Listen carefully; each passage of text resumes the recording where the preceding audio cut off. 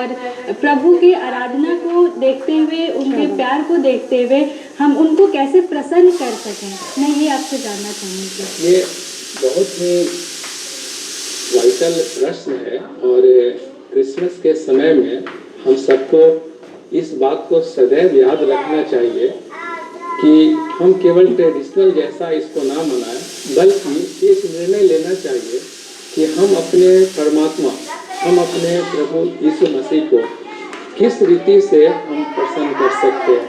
सो उसके लिए कभी कभी लोग क्या करते हैं, कभी सोचते हैं कि हम नया नया कपड़ा पहन करके या अपने घरों में अच्छा कैंडल या मोमबत्ती जला करके या अपने घर में रोलर्स या स्टार को जला करके या बहुत वैरायटी के केक के द्वारा हम जो है प्रभु यीशु मसीह को, जो एक उद्धारकर्ता जिनका जन्म आज के दिन में हुआ, जो पूरा विश्व क्रिसमस के रूप में मनाता है, इस रीति से प्रसन्न करने के लिए वे लोग कोशिश करते हैं। परंतु हम लोगों को ये जो शास्त्र है हमारे हाथ में, पवित्र शास्त्र है बाइबिल, अगर इसको में एक दो शब्द या आयत या एक वचन को आप देखिएगा तो वहां लिखता है इब्रानियों 11:6 में कि विश्वास के बिना परमेश्वर को प्रसन्न करना अनहोना है, कठिन है तानवीर एंड साक्षी। हमें विश्वास चाहिए। अब विश्वास क्या? विश्वास बिना देखी हुई वस्तुओं का प्रमाण है। हमें विश्वास करने के लिए देखने की आवश्यकता नहीं है। पूरे श्रद्धा से, पूरे अपने ईमान से, पूरे भय भक्ति के साथ हम अपने हृदय से अगर हम प्रभु के ऊपर में हम विश्वास करेंगे तो सचमुच में हमारा क्रिसमस का त्यौहार जो प्रभु यीशु मसीह के जन्म से जुड़ा हुआ है उसे प्रसन्न करने के लिए उसके करीब में लेके जाएगा। दूसरा, उसमें हम देखते हैं न केवल विश्वास, प्रभु ने बहुत सारी आज्ञाएं को भी दिया है। तो मुझे और आपको क्या है कि प्रभु को प्रसन्न करने के लिए उनकी आज्ञा को पालन करना हमारे लिए जरूरी है। एक दो आज्ञा उदाहरण के लिए देते हैं। हमारा शास्त्र में लिखा है चोरी न करना, झूठी गवाही न देना, किसी वस्तु के ऊपर लालच न करना। लेकिन संसार जो है इन्हीं चीजों में आज के दिन में क्या है, जकड़ा हुआ है। बिल्कुल भला उसी के अंदर में पाया जाता है। इसका मतलब ये है कि अगर ये चीजें हमारे जीवन में कंटिन्यू है तो कहीं न कहीं हम प्रभु को प्रसन्न नहीं कर रहे। उसमें एक और बात हम देखते हैं, प्रभु को प्रसन्न करने के लिए मनुष्य जो है बहुत रीति से अपने विधि विधान के द्वारा, जैसे हमारे कलिसिया में है, हमारे चर्च में है, लोग कैंडल के द्वारा प्रभु को प्रसन्न करना है। लेकिन फिर मैं कहूंगा कि पवित्र बाइबल में एक आयत का वर्णन किया गया है और नीति वचन 15:8 में लिखता है, वह यानी प्रभु यीशु मसीह सीधे लोगों की प्रार्थना से प्रसन्न। किसी आडंबर की जरूरत नहीं, किसी तीसरे चीज की जरूरत नहीं। वो मनुष्य और प्रभु के बीच का मामला है। दिल से अगर याद किया जाए तो हमें नहीं लगता कि इसके अलावा प्रभु को कुछ चाहिए।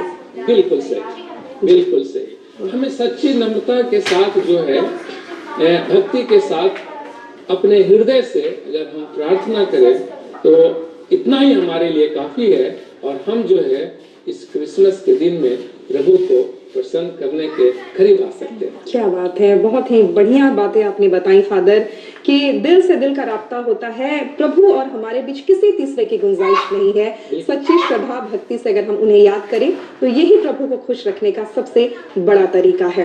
फादर, यहाँ आपको हम लिए चलना चाहेंगे उस दौर में जब ईसा का जन्म हुआ था। कैसा था वो समय, किस तरह उस समय धरती में खुशियां आई प्रभु के आगमन के समय की, जरूर चाहेंगे आप उसकी चर्चा करें।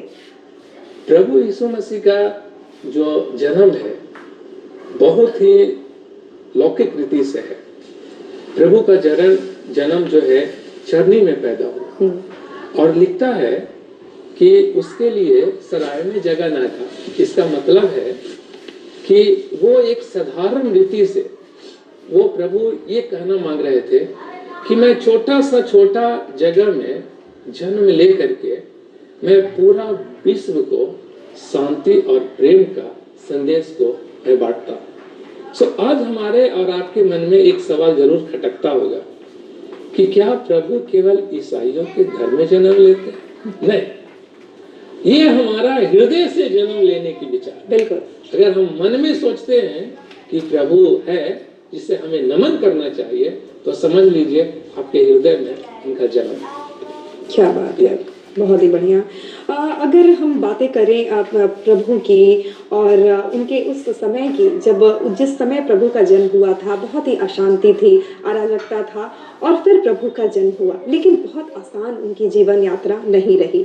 ईश्वर होते हुए भी अनेक कष्ट उन्होंने भोगे और लोगों को ये संदेश दिया कि मैं प्रभु हूँ, फिर भी इन तमाम परेशानियों से होकर मैं गुजर रहा हूँ और अपने आप को बेहतर बना रहा हूँ। जरूर जानना चाहेंगे उनकी जीवन यात्रा आपसे।